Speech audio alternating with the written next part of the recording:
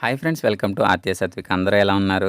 బాగున్నారా? ఈరోజు మనం స్వామి వివేకానంద జీవితంలో శ్రీరామకృష్ణులను కలవడం అనే ఘట్టాన్ని తెలుసుకుందాం. ఆధ్యాత్మిక అంటే నరేంద్రుడికి ఇష్టం, కానీ మతం బోధించే చాలా విషయాల్లో అతడికి నమ్మకం పోయింది. ఏది నమ్మాలో ఏది నమ్మకూడదో స్పష్టంగా తెలియటం లేదు. ఎంతోమంది మత పెద్దలనే వాళ్ళ వద్దకి పోయినా ఏమీ ప్రయోజనం లేదు. చివరికి ఇద్దరు ముగ్గురు శ్రేయోభిలాషులు చెప్పగా పరమహంస అని అందరూ కీర్తించే శ్రీరామకృష్ణుల వద్దకు వెళదామని నిశ్చయించుకున్నాడు. శ్రీరామకృష్ణులు స్వయం గ్రామం కామర్పుకూరు.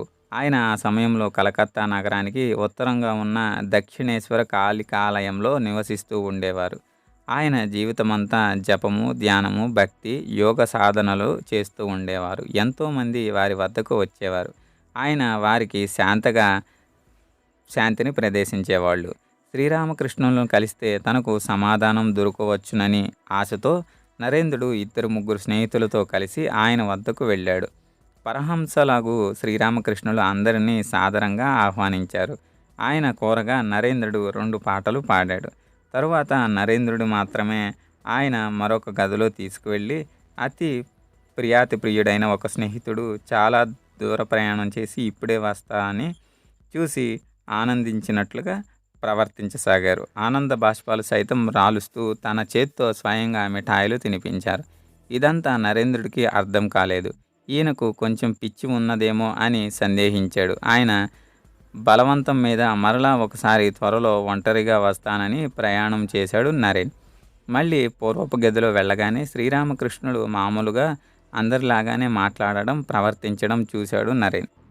తన సంశయాన్ని ప్రశ్న రూపంలో ప్రశ్నిస్తూ, అయ్యా, తమరు భగవంతుణ్ణి చూశారా అని సూటిగా అడిగాడు. వెంటనే అంతే సూటిగా, ఏం తడబాటు లేకుండా, ఓ చూశాను. నిన్నిప్పుడు ఎంత స్పష్టంగా చూస్తున్నానో అంతకంటే స్పష్టంగా చూశాను. కావాలంటే నీకు కూడా చూపించగలను. కానీ నాయన, భగవంతుడు కావాలని ఎవ్వరూ ఆరాటపడరు.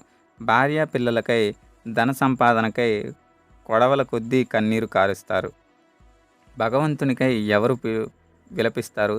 ఎవరైనా సరే భగవంతుడికై తీవ్ర వ్యాఖ్యలతో విలపిస్తే ఆయన వారికి తప్పక దర్శనమిస్తారు. ఇది నిజం, నా అనుభవం అని గుండెపై చెయ్యి వేసుకుని శ్రీరామకృష్ణులు సమాధానమిచ్చారు. నరేంద్రుడికి కొంతసేపు నోట మాట రాలేదు. నేను భగవంతుణ్ణి చూశాను అని ధైర్యంగా చెప్పగలిగి, ధీరుణ్ణి మొట్టమొదటిసారిగా చూశాను. కొంతసేపటి క్రితం మరొక గదిలో పిచ్చివాడేమో అని అనిపించిన మిగతా మాట తీరు, ప్రవర్తన అంతా బాగానే ఉంది. 1 నెల రోజుల తరువాత చెప్పినట్లుగానే ఒంటరిగా మళ్ళీ దక్షిణేశ్వరానికి వచ్చాడు నరేన్.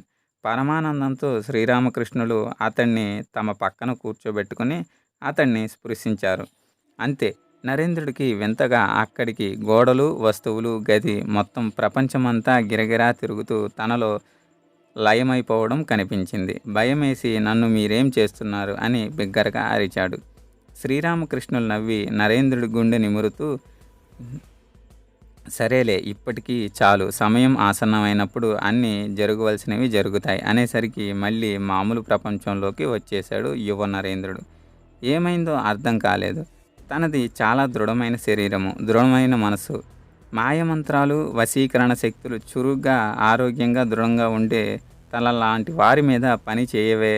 మరి ఇదెలా జరిగింది అని ఆలోచించి వెళ్ళిపోయాడు. మళ్ళీ అదే అనుభవం. అరే, ఈయన స్పర్శ మాత్రం నాలాంటి వాడి ప్రపంచాన్నే మార్చేస్తుంది. మొత్తానికి శ్రీరామకృష్ణులు గొప్ప ఆధ్యాత్మిక శక్తి సంపన్నులని గ్రహించాడు మన నరేన్.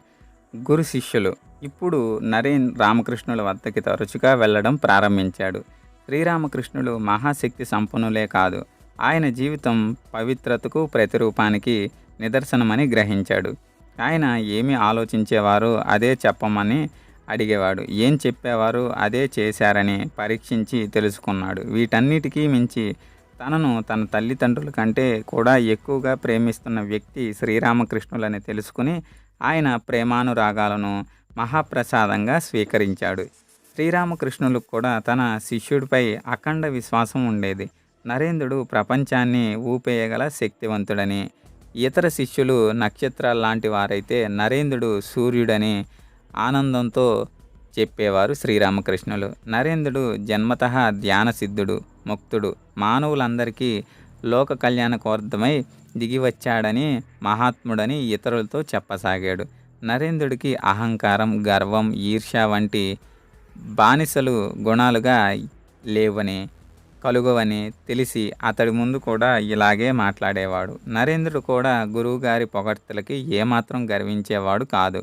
ఆయన్ని అమితంగా ఇష్టపడి చదువులలో నిమగ్నుడై ఉండి సమయం దొరికినప్పుడల్లా ఆయన దర్శనార్థం కోరం ఒక్కసారి వెళ్ళేవాడు. ఒక్కొక్కసారి రాత్రివేళ సైతం పరుగు వచ్చేంత ప్రేమ ఉన్న ఆయన చెప్పింది పూర్తిగా హేతుబద్ధంగా లేదనిపిస్తే మాత్రం అందరిలాగా ఊరికే ఒప్పుకునేవాడు కాదు నరేన్.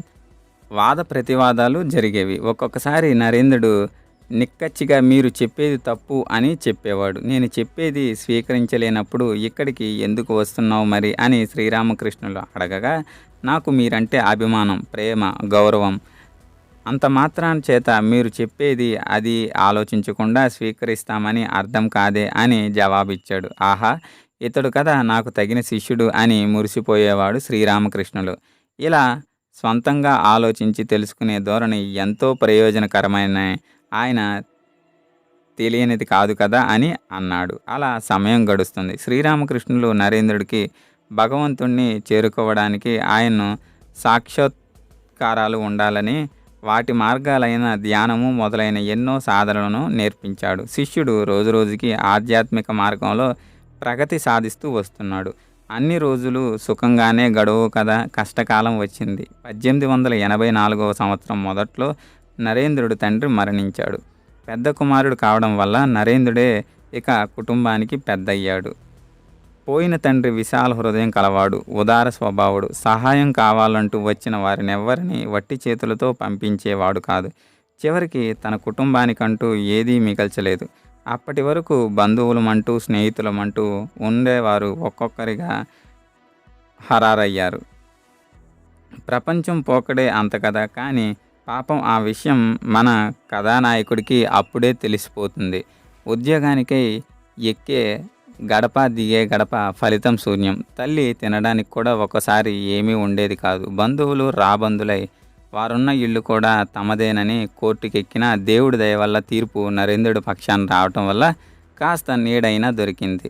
రాజుల్లా బతికిన వారు ఇప్పుడు నిరుపేదలయ్యారు. ఈరోజు ఈ కథతో ముగించి రేపటికి మరొక కథతో కలుద్దాం. మీ సపోర్ట్ని నాకు లైక్, షేర్ అండ్ సబ్స్క్రైబ్తో తెలియజేయగలరు. వీడియో నచ్చినట్లయితే స్క్రీన్ మీద కనపడుతున్న QR కోడ్కి 2 రూపీస్ని డొనేట్ చేయగలరు. Thank you.